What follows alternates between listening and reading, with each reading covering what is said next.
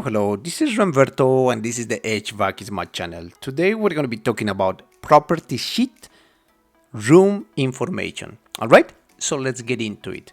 So to begin with, let's draw a room. So if we go to the room option, room icon, we click on it and then let's draw one room. There we go. We have a big room right here. Okay. So let's make this room bigger, and then we're gonna call this room, let's say, a kitchen. Okay, so we have a kitchen. If you wanna know the properties of the room, of course you have to click on the room to select, and then while you are inside the room, you can right click. If you right click, you're gonna open the property sheet where you can find the information of that room, wall, ceiling, floor. So when you're talking about wall, ceiling, floor, you can watch my other video related to wall, ceiling, floor and property sheet. Okay, but this video is mainly about the room. But what happens when you do this? You are outside and you want to select the room. But if you do right click, it doesn't do the room. It actually do the outside of the room itself, the properties outside. See, the properties are general, building, ducts, notation, radiant. This is the different type of properties. All right, so we can do that in maybe in another video, but in this case we are interested in doing the following. We want to know the properties of the room, so we go here, select, but if you right click outside, doesn't matter. Even though it's selected, it's not gonna tell you the properties of the room. So again, go to the room, click and right click inside. Right, so when you right click inside, you have the property sheet. In the property sheet, you're going to be able to find the room. Okay, now let's go to business. So the video is about this room. Let's go one by one because this is actually very important when you're doing your heat load calculations. Okay, so you have number one, you have the room name. The room name says kitchen. What about if you want to change it? Let's change it to bedroom one. Bedroom one. Okay. Perfect, you're able to change it there, so there's no problem with that. What about if you want to put like a laundry? There you go, change it, no problem. Okay, so now that's the room name. It's important, yeah, no problem. But what's the second line? Included in the calculations. What is that actually? That's also important. You have to click yes. What is the reason that you have to leave it yes? Because once you leave it yes, that means that it will account for area. So what's actually the area of this room? Let's go to floor or ceiling. Yeah, in ceiling, my area is 176 square feet, right? So in other words, what happens if you do this? Included in the calculations? No. So it's still you're gonna have this area, no problem, but in the calculations is not gonna account for it. What happens is the following: when you click yes, this area will be included, and when it's no, it's not gonna be included. What is the example? If you want to put a garage, which is, what are you going to do if you have a garage? Oh my gosh, what a big, it is the biggest laundry, right, that I've ever seen. So let's just put a kitchen or a family room. How about that? Family room. Okay, so it's a family room, and then we're going to put a garage, which is not right there, but if we put a garage right here, see, there's a garage, and then you click here, and then you put garage. Okay, the garage is not going to be included in the calculations because we're not going to count for the square feet. So we're going to click here and then put no. There we go. That's when you put the garage. But we're going to be doing this in another video most likely. So let's just click outside and then go ahead. Okay, so that's the reason. We have to leave the second row, including the calculations. Yes, that's important. Zone name, entire house. Okay, that's all, no problem. You by default it's going to be there, no problem. The fourth row, it says room heating condition. If it's the room heating condition, you're going to hit the following: how are you conditioning your rooms? Are you conditioning utilizing hydronic? You have options. You have air only, you have hydronic only, with a boiler. You have air and secondary hydronic, and you have hydronic and secondary air. All right. So most of the cases in residential, we use convection. We use actually air only. See? So you're going to have room heating condition, air only, room cooling condition, air only. So what happens if it's not conditioned? For example, a garage, you're just going to put like none, and here you're going to put none. If you're not conditioning the garage, of course. But the family room is going to be conditioned. So what you're going to do is air only, and then you're going to hit in here air only. There we go. Right? Okay, perfect. So now what's the room type? It doesn't matter. Honestly, I've never used this. But don't worry about this. Oh, it's a kitchen, a bedroom. No, don't worry. I've never used this before. It's just there. Order, no problem. Let's go for the room height. So the room height by default is 9 feet. Sometimes it's 8, no problem. So we can change it in here, 8. See, 8 feet. However, if you want to be conservative, let's put it 9. Or some places are 10 even. That's high ceiling. Let's just leave it as 9 in here. See, 9. You can change the room height. Now the other one is one of the most important ones, which is the internal loads. Okay, so in the internal loads you have a family room. So let's do actually another example. Let's put a kitchen. Yeah, okay, let's do a kitchen, and then see, it says internal loads. You click there, and then under the internal loads, that's where you put your loads. So for a kitchen, it's going to be 2000. You have two options of putting your internal loads. You go to order, and you just put your BTUs per hour.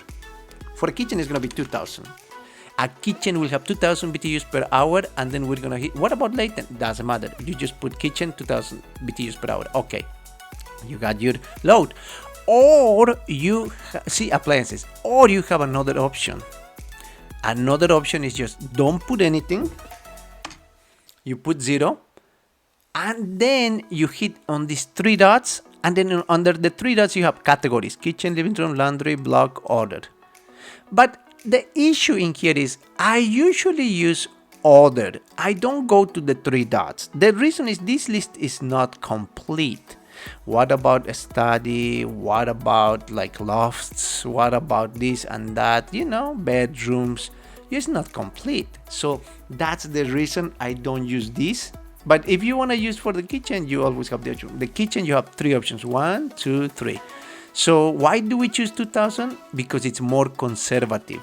Okay, but that depends on the client. If you are working with an architect and they have their own standards, actually, and depending on the location, climate zone, right? It's different if you want to do it for Miami than do it in Minnesota, right? Or Arizona or Texas, right? So depending on the client location and everything else. But if you don't have anything, it's better to be conservative. See, 2000, and then you're gonna hit OK. You already have 2000 there, and hit OK. It shows 2000. But as I said, I don't usually use that. So if you want to remove that, click on order, and then OK, and then you have everything 0.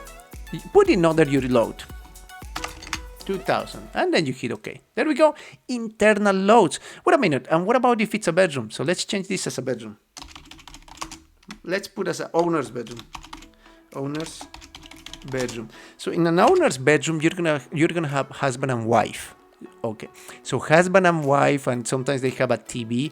Usually in internal loads, what you're gonna put in here, so you can remove this, 0. Number of occupants, husband and wife. There you go, 2 occupants, and we're gonna add another 700 BTUs per hour or 683, whichever. Depends on the client. Other people wants to put it 400 BTUs per hour, but let's just put 700 or 800, 683, whichever. And then you hit OK. See, then you account for occupants and appliances. And I have a complete list of internal loads. If you can see my other video about a 1-story home design. All right, so yeah, that's pretty much it in here. Now let's go to the next part. What's the next part? Duct heat loss factor.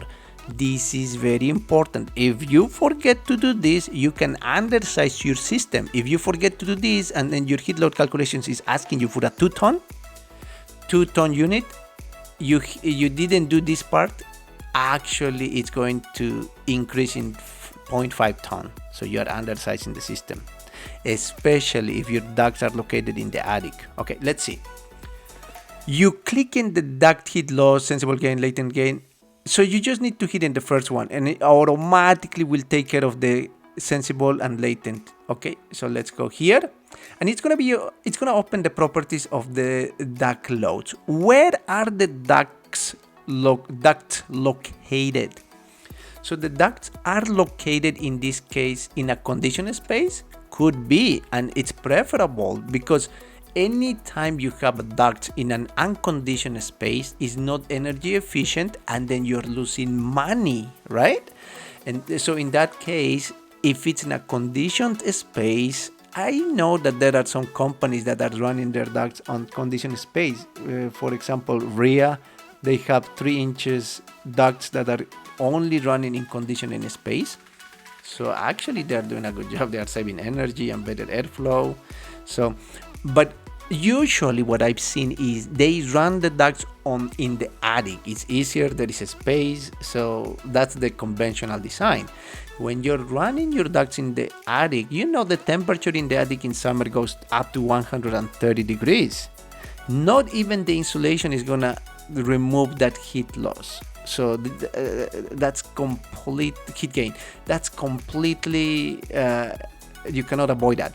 So usually they say like in the attic, you lose 30% of energy, right? If you're trying to cool your house, the attic already accounts for 30% of your energy. So it's not efficient, but there's a lot of space in there and we have to take that into account, okay?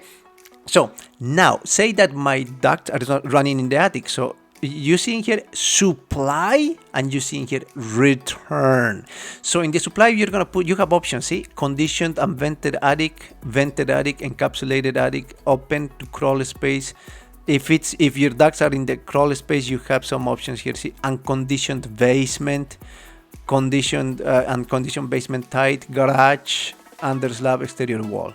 All right, so we're gonna put in the vented attic because that's most common. You have baffles, you have the vented attic right here. So your supply and return are in the attic, vented attic, worst case scenario. And the rest, you can just leave it like that for now. We can always go back to here later and become more and do more details on this one, okay? So what we're gonna hit, oh, there you go, look at this. It says heat loss 9%, sensible gain 15%, latent heat gain 53 BTUs hour. That's considering that you have an average ceiling of R6, which is the same, all right? So now this is also, see, we're taking into account the cooling, see, 126 degrees ambient temperature, and for heat, 28. So it's very cold or it's very hot, right? So that's why you're losing a lot of energy in here. It's not good. Then, and now what we're gonna do is gonna hit OK. There you go. So just to give you an example, I'm very curious about this, just to show you. We're gonna put in here conditioned space, and then we're gonna put in here conditioned space, and then we're gonna put OK. So let's see what is our tonnage. Right now it's in a conditioned space, and then let's go see our tonnage. Go here, and then our tonnage is 0.2. Of course it's nothing, it's just like to see. I didn't put any walls, internal loads, anything, and it's just one room. It's 0.2 ton. What about if this is considering my ducts are in a conditioned space? What if we go here and then we change this right property? It was we're gonna put it in the vented attic, all in the vented attic, vented attic, and then this is gonna be vented attic. Okay, so now we go again, we go to the zone information, 0.3 ton. Well, what about it? Not so much difference, but we're doing for this small room. When it becomes a big rooms, it makes so much difference. So be careful about this, and this is very important. All right. So let's continue with the next one. So now we are in the attic, and now we have automatic branch splitting, and it by default is yes. Just leave it yes. You have the option of putting no. So what it is, the information for automatic branch splitting is to see is an automatic run, so it is to see how many registers are in the room based on either heating or cooling loads. But honestly speaking, I've never used this before, so I don't use it honestly. But that's actually the concept. That's what it's meant to be. How many registers are in a room? Okay, that's all. But no, not usable. Okay, next one. It says heating, ventilation, airflow. Okay, and cooling, ventilation, airflow. Why is it 0? Because of the following. Are you going to provide dedicated ventilation to the owner's bedroom? Or you're going to provide the ventilation to the whole house? Usually what we do is we provide ventilation to the whole house. We don't do it room by room. The way you provide ventilation to the whole room is by ASHRAE 62.2 for residential and ASHRAE 62.1 for commercial. So where are you going to put that information? You go to the zone information, and in here it says ventilation. Under ventilation, you're going to hit in here. You have ASHRAE 62.2, 10, 13, 16, and 19. So depending on the location, different counties require different years. So you have to check on what the county is requesting for ASHRAE. So that's just for now, we can put ASHRAE 62.2. But what's your method? What's your method of ventilation? If you're going to go here, central ventilation type or room vent type. Let's see what you put in room vent type. You can put outside air, yes, blah blah blah. You're not doing room by room, right? You are doing a central ventilation type for the whole house, which is what usually happens. So in that case, in here it says none. Right now you're not providing ventilation. What we're gonna put in here, just outside air and outside air. Or we're gonna put in here heat recovery or ERV, whichever. In this case, if you forget that, you are not calculating properly, because this is a lot of load when you're talking about ventilation. Okay, already. So but whenever you're doing room by room, then you're going to be doing in here. That's important. Then when you're doing room by room, heating, ventilation, air flow, right? Let's make a very quick example in here. So right click. Let's go. So if you want to put dedicated ventilation, we're going to put 90. So right now, if we go to the zone information, we have non-room ventilation type. So if we go here, right click, in the right click, you place in here the following. You're going to put 90. You're going to put 90. Alrighty, what happens? So actually, you already have outside air, OA for the room vent type, and even your tonnage went up. See, 0.5 ton. But in this case, we don't do that actually. Usually it's left as 0. The reason is we provide central ventilation, okay? And also you're gonna go here to the zone information. Since this is room vent type OA, you're just gonna put it none, because you're not doing it room by room, okay? So let's go here. Okay, continue with the property sheet. So the values or whatever is left below, we have in here the following. I'm gonna go back again here. Okay, so what is this? We have the room components gain and then room components loss. That's the heat gain and heat loss by room, and you can always check that by based on the envelope. Those are just extra values. They're gonna show by default, okay? And this is per area.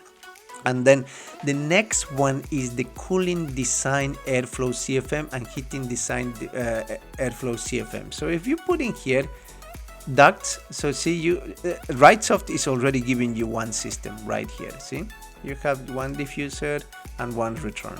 See, so if you click in here, how much is the cooling design airflow? Is 96. The heating design airflow is 96. That's what it's telling you. All right. So that is the property sheet for the room. And don't forget to hit the like button and subscribe. I know this was a long video, but actually this is very important, and that's why I kind of elaborated more. All right. All right. Enjoy, hit the like button and subscribe. Thank you for watching. HVAC is my channel. I'll see you in the next video.